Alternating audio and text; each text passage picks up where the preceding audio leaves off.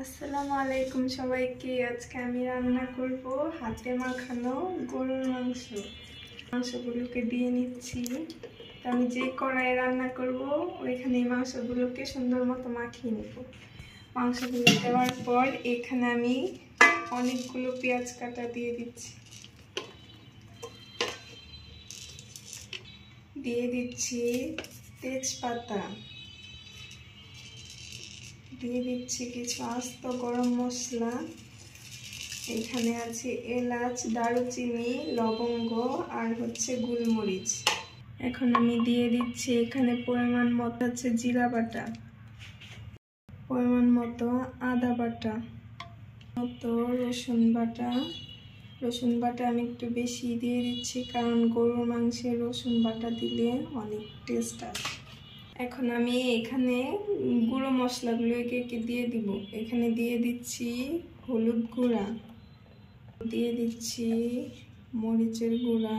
গরুর মাংসটা একটু ঝাল ঝাল রান্না করবো, এর জন্য মরিচের গুঁড়াটা একটু বেশি করে দিয়ে দিচ্ছি। এরপর দিয়ে দিচ্ছি ধনিয়ার গুঁড়া,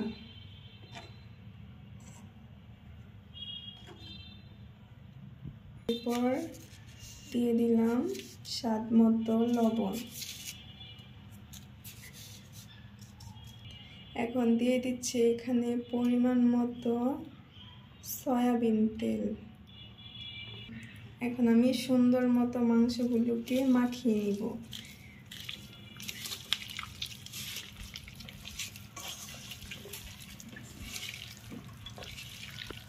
মাংসগুলোকে আমি সুন্দর মতো মাখিয়ে নিচ্ছি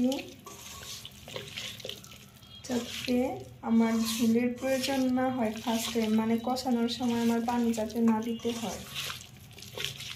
যত সুন্দর মতো মাখানো হবে মাংসটা তত বেশি মজা হবে।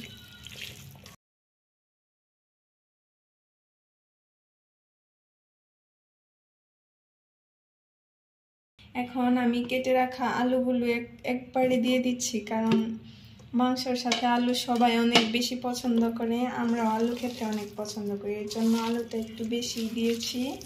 আলু আমি একত্রে মাখিয়ে দিচ্ছি পরে যাতে আলু দেওয়ার কোনো ঝামেলা না থাকে। মাংসগুলোকে আমার সুন্দর মতো মাখানো কমপ্লিট। এবার আমি ঢাকনা দিয়ে 20 মিনিট রেখে দিব ম্যারিনেট হওয়ার জন্য।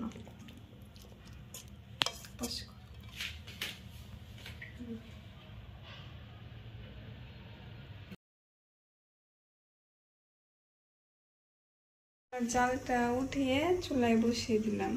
20 মিনিট পর ঢাকনা খুলে দেখি সুন্দর স্মেল হচ্ছে আর মাংসটা থেকে অনেক পানি বের হয়েছে। পানি দিয়েই আমি মাংসটাকে সুন্দর মতো কষিয়ে নিব অল্প আছে।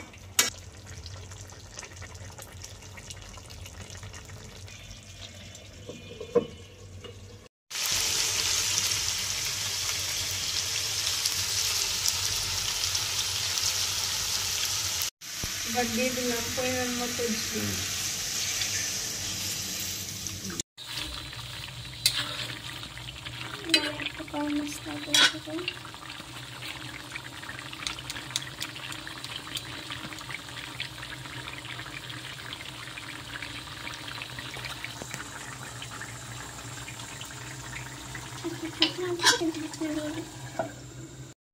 পিজ্জা বানাও।